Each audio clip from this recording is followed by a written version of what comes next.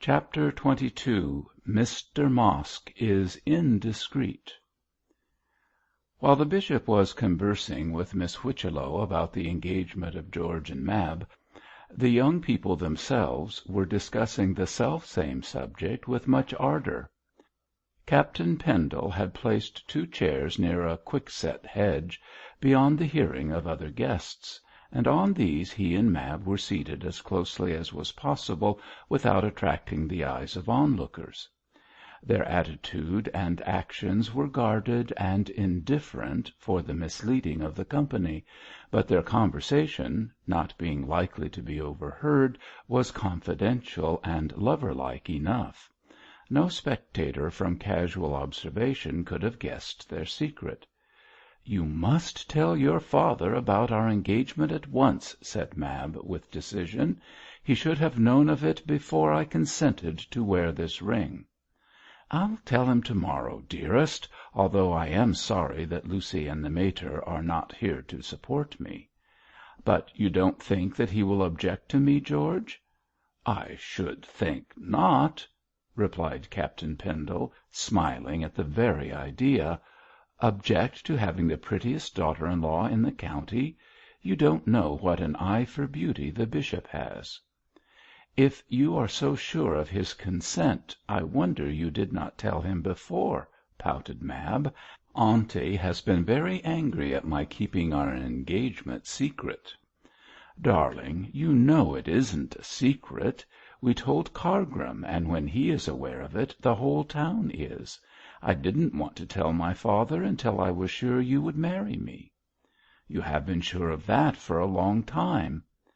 "In a sort of way," asserted Captain Pendle. "But I was not absolutely certain until I placed a ring on that pretty hand.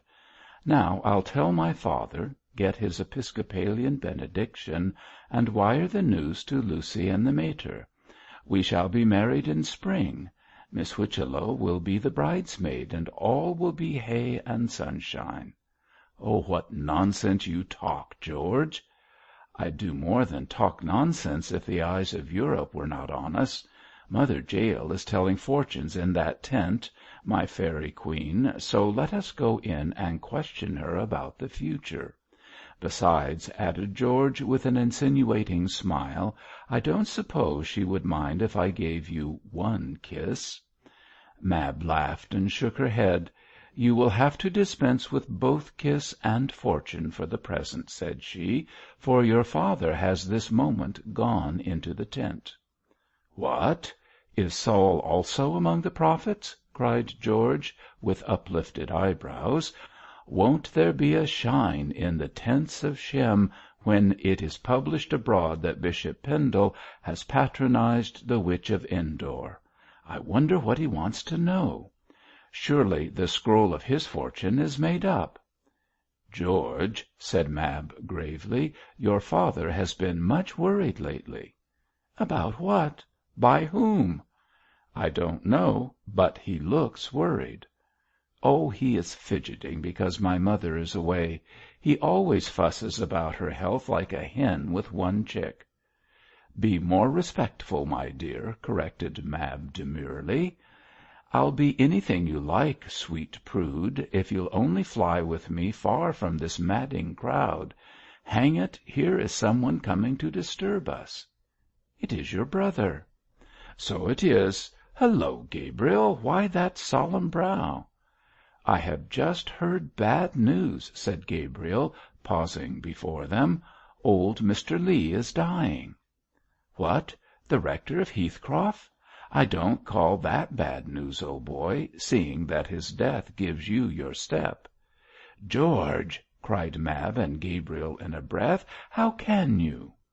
"Well, Lee is old and ripe enough to die, isn't he?" said the incorrigible George.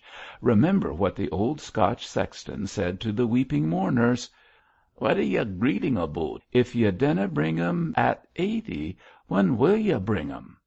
"My Scotch accent is bad," added Captain Pendle, "but the story itself is a thing of beauty." "I want to tell my father the news," said Gabriel, indignantly turning away from George's wink. "Where is he?" "With mother—oh, there he is!" cried Mab, as the bishop issued from the Sibyl's tent. "Oh, George, how ill he looks!" "By Jove, yes. He is as pale as a ghost. Come and see what is wrong, Gabriel. Excuse me a moment, Mab." The two brothers walked forward, but before they could reach their father he was already taking his leave and shaking hands with Mrs. Pansey.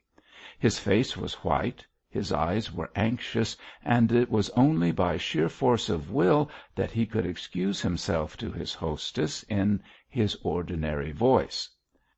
"I am afraid the sun has been too much for me, Mrs. Pansey," he said, in his usual suave tones, "and the close atmosphere of that tent is rather trying. I regret being obliged to leave so charming a scene, but I feel sure you will excuse me." "Certainly, Bishop," said Mrs. Pansey, graciously enough. "But won't you have a glass of sherry or—" "Nothing, thank you, nothing. Good bye, Mrs. Pansey. Your fête has been most successful. Ah, Gabriel," catching sight of his youngest son, "will you be so good as to come with me?" "Are you ill, sir?" asked George, with solicitude. "No, no. A little out of sorts, perhaps. The sun. Merely the sun." And waving his hand in a hurried manner, Dr. Pendle withdrew as quickly as his dignity permitted, leaning on Gabriel's arm. The curate's face was as colourless as that of his father, and he seemed equally as nervous in manner. Captain Pendle returned to Mab in a state of bewilderment, for which there was surely sufficient cause. "I never saw the bishop so put out before," said he, with a puzzled look. "Old Mother Jael must have prophesied blue ruin and murder." Murder! The ominous word struck on the ears of Cargrim, who was passing at the moment, and he smiled cruelly as he heard the half-joking tone in which it was spoken. Captain George Pendle little thought that the chaplain took his jesting speech in earnest, and was more convinced than ever that the bishop had killed Jentham, and had just been warned by Mother Jael that she knew the truth. This, then, as Cargrim considered, was her reason for haunting the bishop in his incomings and outgoings. Of course, it was impossible that the bishop's agitation could have escaped the attention of the assembled guests, and many remarks were made as to its probable cause.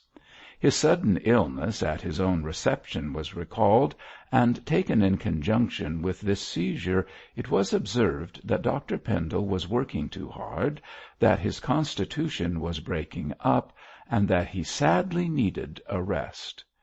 The opinion on this last point was unanimous. "For I will say," remarked Mrs. Pansey, who was an adept at damning with faint praise, "that the bishop works as hard as his capacity of brain will let him." "And that is a great deal," said Dr. Graham tartly. "Bishop Pendle is one of the cleverest men in England." "That is right, doctor," replied the undaunted Mrs. Pansey. "Always speak well of your patients." Altogether, so high stood the bishop's reputation as a transparently honest man, that no one suspected anything was wrong save Graham and Mr. Cargrim. The former remembered Dr. Pendle's unacknowledged secret, and wondered if the gipsy was in possession of it, while the latter was satisfied that the bishop had been driven away by the fears roused by Mother Jael's communication, whatever that might be. But the general opinion was that too much work and too much sun had occasioned the bishop's illness, and it was spoken of very lightly, as a mere temporary ailment, soon to be set right by complete change and complete rest. Thus Dr. Pendle's reputation of the past stood him in good stead, and saved his character thoroughly in the present. "Now," said Cargrim to himself, "I know for certain that Mother Jael is aware of the truth, also that the truth implicates the bishop in Jentham's death. I shall just go in and question her at once. She can't escape from that tent so easily as she vanished the other day." But Cargrim quite underrated Mother Jael's power of making herself scarce, for when he entered the tent he found it tenanted only by Daisy Norsham, who was looking, in some bewilderment, at an empty chair. The cunning old gipsy had once more melted into thin air. "Where is she?" demanded Cargrim, regretting that his clerical garb prevented him from using appropriate language. "Oh, really, dear Mr. Cargrim, I don't know. After the dear bishop came out so upset with the heat, we all ran to look after him, so I suppose Mother Jael felt the heat also, and left while our backs were turned. It is really very vexing," sighed Daisy, "for lots of girls are simply dying to have their fortunes told. And oh," making a sudden discovery, "how very, very dreadful!" "What is it?" asked the chaplain, staring at her tragic face. "That wicked old woman has taken all the money. Oh, poor Mrs. Pansy's home!" "She has no doubt run off with the money," said Cargrim, in what was for him a savage tone. "I must question the servants about her departure. Miss Norsham, I am afraid that your beautiful nature has been imposed upon by this deceitful vagrant." Whether this was so or not, one thing was clear, that Mother Jael had gone off with a considerable amount of loose silver in her pocket. The servants knew nothing of her departure, so there was no doubt that the old crone, used to dodging and hiding, had slipped out of the garden by some back way, while the guests had been commiserating the bishop's slight illness. As Cargrim wanted to see the gipsy at once, and hoped to force her into confessing the truth by threatening to have her arrested with the stolen money in her pocket, he followed on her trail while it was yet fresh. Certainly Mother Jael had left no particular track by which she could be traced, but Cargrim, knowing something of her habits, judged that she would either strike across Southberry Heath to the tents of her tribe, or take refuge for the time being at the Derby Winner. It was more probable that she would go to the hotel than run the risk of being arrested in the gipsy camp, so Cargrim, adopting this argument, took his way down to Eastgate. He hoped to run Mother Jael to earth at the tap room of the hotel. On arriving at the Derby Winner, he walked straight into the bar, and found it presided over by a grinning pot-boy. A noise of singing and shouting came from the little parlour at the back, and when the chaplain asked for Mr. Mosk, he was informed by the smiling Ganymede that the governor was in Jaundice hisself, going on like 1 o'clock. "Dear, dear," said the scandalized chaplain, "am I to understand that your master has taken more than is good for him?" "Yus, he's jist drunk up to jolliness, sir." "And Miss Mosk?" "She's a trying to get him to bed, as young missus and old missus is crying upstairs." "I shall certainly speak about this to the authorities," said Cargrim, in an angry tone. "You are sober enough to answer my questions, I hope?" "Yus, sir, I'm strite," growled the pot-boy, pulling his forelock. "Then tell me if that gipsy woman, Mother Jael, is here." "No, sir, she ain't. I ain't set eyes on her for know how long." The man spoke earnestly enough, and was evidently telling the truth. Much disappointed to find that the old crone was not in the neighbourhood, the chaplain was about to depart, when he heard Mosk begin to sing in a husky voice, and also became aware that Bell, as he judged from the raised tones of her voice, was scolding her father thoroughly.